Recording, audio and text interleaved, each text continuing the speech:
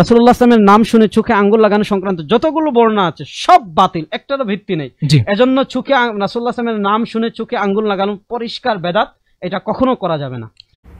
আর আপনি মন করার মতন বলে দিলেন হাদিসটি মওযু, হাদিসটি বানোয়াট।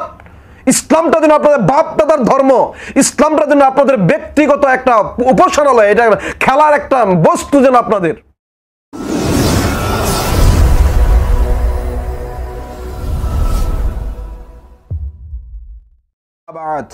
দূরের কাছের দেশের প্রবাসের যে যেখান থেকে আজকের প্রোগ্রাম দেখছেন সকলকে আন্তরিক মোবারকবাদ ও সালাম। আসসালামু আলাইকুম ওয়া রাহমাতুল্লাহি ওয়া বারাকাতুহু। আজকে যে বিষয়টি নিয়ে সোশ্যাল মিডিয়াতে আসা সেই বিষয়টি হচ্ছে, আমরা যারা আহলুস সুন্নাত ওয়াল জামায়াতের আকীদায় বিশ্বাসী, আমরা নবী পাক সাল্লাল্লাহু আলাইহি ওয়াসাল্লামের নাম মোবারক আজানের মধ্যে শুনে বৃদ্ধাঙ্গুলিতে চুম্বন করে চোখের মধ্যে মাসেহা করি। এই আমলটি সিদ্দিক আকবর রাদিয়াল্লাহু তাআলা আনহু থেকে সুস্পষ্টভাবে প্রমাণিত এবং বহু ইমাম দ্বারা এই আমলটি স্বীকৃত। যেমন এই হাদিসটি রেওয়ায়াত হিসাবে ইমাম সাখাবী রাহমাতুল্লাহ আলাইহি তার আল মাকাসিদুল হাসানার মধ্যে উল্লেখ করেছেন। ইমাম সাখাবী রাহমাতুল্লাহ আলাইহি রেওয়ায়াত করেন, আবু বকর সিদ্দিক রাদিয়াল্লাহু তাআলা আনহু একদিন নবী পাক সাল্লাল্লাহু আলাইহি ওয়াসাল্লামার নাম মোবারক আজানের মধ্যে শুনে তিনি বৃদ্ধাঙ্গুলিতে চুম্বন করে চোখের মধ্যে মাসেহা করলেন।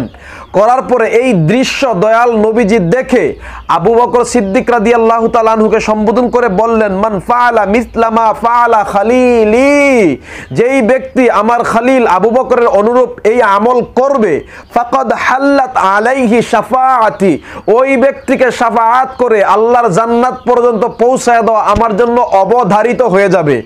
সুবহানাল্লাহ।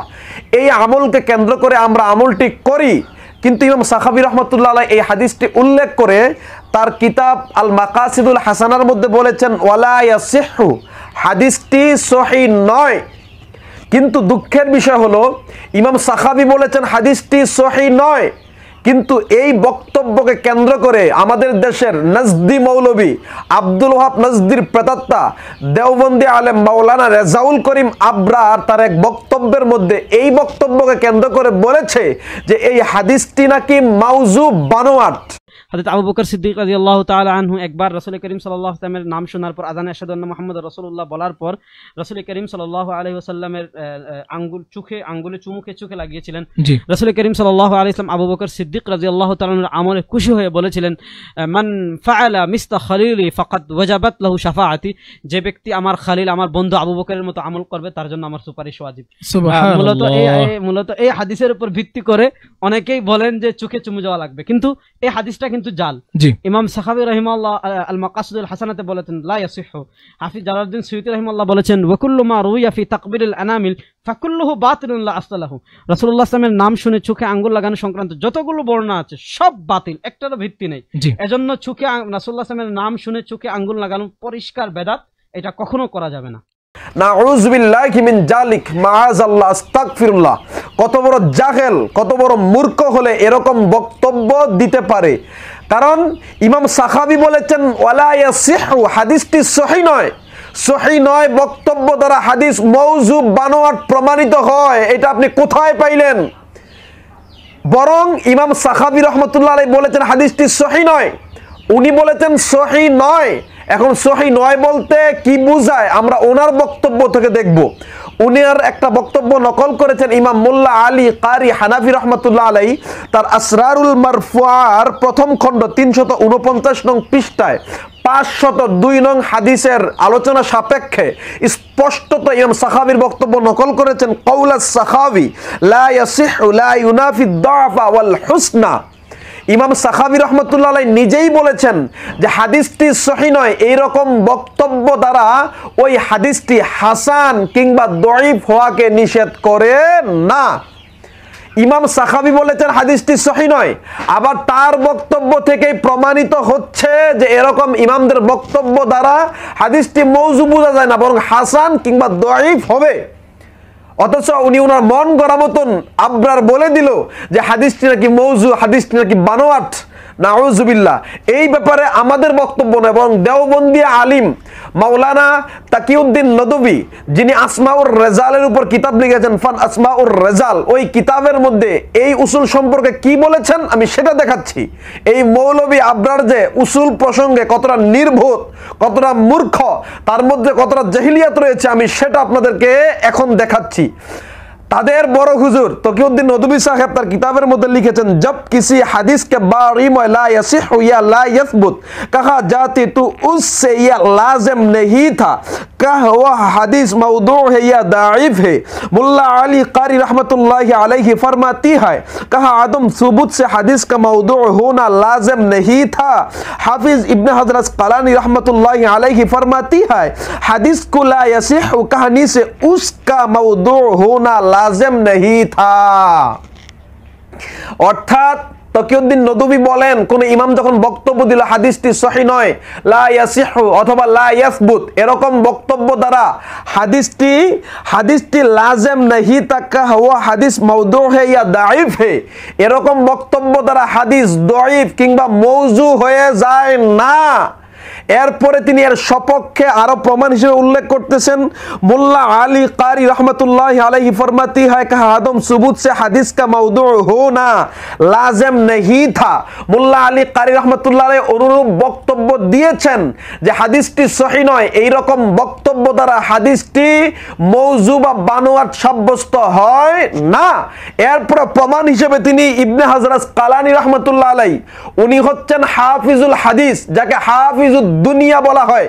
ইবনে হাজার আসকালানী रहमतुल्लाह अलैहि বলছেন, হাদিস কু লা ইয়াসিহু কাহানি সে উসকা মাউদু হোনা লাজিম नहीं था, যে কোন ইমাম বলল হাদিসটি সহিহ নয়, এই রকম বক্তব্য দ্বারা হাদিসটি মওজু বানোয়াট প্রমাণিত হয় না। কারণ যখন হাদিসটি সহিহ নয় বলবে তখন তার নিম্নে আরো কয়েকটি গ্রহণযোগ্য স্তর বাকি আছে, যেমন হাসান অথবা দাঈফ। কিন্তু আপনারা নবীজির শানের ক্ষেত্রে এই হাদিসটাকে ইমাম বলেছেন লা ইয়াসিহু, এখন লা ইয়াসিহু বক্তব্য দ্বারা মাউজু বানিয়ে দিলেন কোন স্বার্থে? আসমাউর রেজালের উপরে কি আপনাদের সর্বনিম্ন জ্ঞানটুকুন আছে? উসুলুল হাদিস প্রসঙ্গে সর্বনিম্ন জ্ঞানটুকুন কি আপনাদের মাথায় আছে? অথচ যেই ইমামের কথা দিয়ে আপনি চালায়া দিলেন যে এই হাদিসটা মওজু, ইমাম বলেছেন লা ইয়াসিহু, এই বক্তব্য দ্বারা যার বক্তব্যকে কোট করে আপনি মওজু বলেছেন, উনি নিজেই বলেছেন লা ইউনাফিদ দাফা ওয়াল হুসনা। যখন কোন ইমাম বলে হাদিসটি সহিহ নয়, এই বক্তব্য দ্বারা হাদিসটি হাসান কিংবা দাঈফ হওয়াকে নিষেধ করে না। আর আপনি মন গড়া মতন বলে দিলেন হাদিসটি মওজু, হাদিসটি বানোয়াট। ইসলামটা যেন আপনাদের বাপ দাদার ধর্ম, ইসলামটা যেন আপনাদের ব্যক্তিগত একটা উপাসনালয়, এটা খেলার একটা বস্তু যেন আপনাদের। অথচ এই হাদিসটাকে অসংখ্য ইমামরা হাসান পর্যায়ের বলে স্বীকৃতি দিয়েছেন। যেমন হানাফি মাযহাবের বিখ্যাত ফকিহ আল্লামা জাইনুদ্দিন ইবনে আবিদিন শামী রাহিমাহুল্লাহ তার জগৎ বিখ্যাত কিতাব ফাতওয়ায়ে শামীর প্রথম খণ্ড 127 পৃষ্ঠার মধ্যে তিনি স্পষ্টত বলেছেন, আইয়ু কওয়ি বাদুহা বাদান ফারতাকা ইলা মারতাবাতিল হাসান, যে এই হাদিসের অনেক সনদ রয়েছে, এই সব সনদ কতক সনদকে শক্তিশালী করেছে, সব মিলিয়ে ফারতাকা ইলা মারতাবাতিল হাসান, আঙ্গুলির মধ্যে চুম্বন খেয়ে নবীজির নাম শুনে চোখে যে মাসাহা করা, এই হাদিসগুলো হাসান পর্যায়ে পৌঁছে গেছে। ইমামরা বলে হাদিসটি হাসান, আর এই নজদির মৌলবী রাজাউল করিম আবরার বলে হাদিসটি নাকি জাল, বানোয়াট। এই সমস্ত মূর্খদের থেকে আল্লাহ আমাদের হেফাজত করুক। আর এই হাদিস দ্বারা যে আমল করা সাব্যস্ত, এই হাদিস দ্বারা যে আমল করা যায় বা এইটার উপর আমল করা যাবে, এই প্রসঙ্গে হানাফি মাযহাবের সর্বজন স্বীকৃত ফকিহ ইমাম মুল্লা আলী কারি হানাফি রাহমাতুল্লাহি আলাইহি তার জগৎ বিখ্যাত কিতাব মাওদুআতুল কাবীরের মধ্যে উল্লেখ করেছেন, যেটা জগৎ বিখ্যাত আসরারুল মারফুআর 316 পৃষ্ঠার মধ্যে তিনি স্পষ্ট ভাষায় এই ব্যাপারে যে কথাটি বলেছেন সেটি হচ্ছে কুলতু ওয়া ইযা সাবাতা রাফউহু আলা সিদ্দীকি ফায়াকফিল আমালু বিহি লিকাউলিহি আলাইহি সালাতু ওয়াস সালাম আলাইকুম বিসুন্নতি ওয়া ফি হাদিসিন উখরা। অর্থাৎ তিনি বলেন কুলতু ওয়া ইযা সাবাতা রাফউহু আলা সিদ্দীকি ফায়াকফিল আমালু, আমার কথা হচ্ছে হাদিসটার সনদ যেহেতু সিদ্দিক আকবর রাদিয়াল্লাহু তাআলা আনহু পর্যন্ত প্রসারিত হয়েছে সেহেতু ফায়াকফিল আমালু বিহি, এর উপর আমল করার জন্য এতটুকুনই যথেষ্ট। তিনি বলেন আল্লাহর নবীর হাদিস বিসুন্নতি ওয়া সুন্নাতি খুলাফায়ে রাশিদিন, যে তোমরা আমার খুলাফায়ে রাশিদিন যারা আছে তাদের সুন্নতকে অনুসরণ করো। এর দ্বারাই এটা প্রমাণিত হয়ে গেছে যে এই হাদিসের উপর আমল করা যাবে। অথচ আপনি কোনো দলিল আদিল্লা, কোনো বক্তব্য, গ্রহণযোগ্য কোনো ইমামের মত অভিমত ছাড়াই বলে দিলেন হাদিসটা বানোয়াট, হাদিসটা মৌজু। কিছুদিন আগে দেখলাম মামুনুল হক সাহেব তিনি বললেন এটা নাকি একবারে বেদাত, এই আমলটা করা নাকি বেদাত। অথচ অসংখ্য ইমামরা এই আমলের স্বীকৃতি দিয়েছেন। এটা হাদিস থেকে, হাসান পরজের হাদিস থেকে এই আমল প্রমাণিত।